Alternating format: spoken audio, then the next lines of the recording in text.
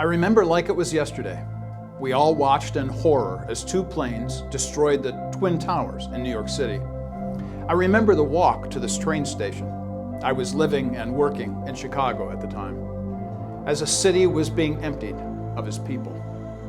The sound of a sonic boom erupted above me as fighter jets flew over Chicago, another potential terrorist target.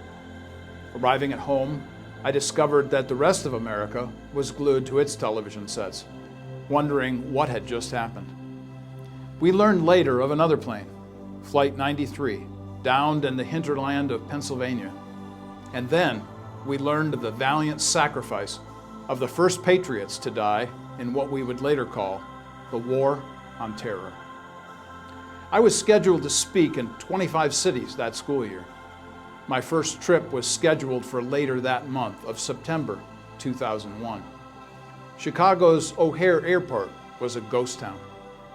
Being on planes in those days, I would overhear men tell the stewardesses ahead of takeoff, "If there's any trouble, let me know." President George W. Bush joined first responders in New York City days after the attack, uttering those now famous words, "The people who knock down these buildings will be hearing from all of us soon." Cheers and tears overwhelmed many of us. We were no longer hyphenated Americans. A new slogan was born: United we stand. America was united in resolve against a common enemy. The world changed on September 11th, 2001. Historians call such events as these hinges of history. The awfulness of that day will always be remembered by Americans like me.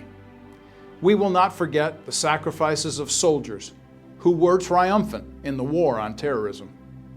On this 20th anniversary of 9/11, we pause, praying that United We Stand continues.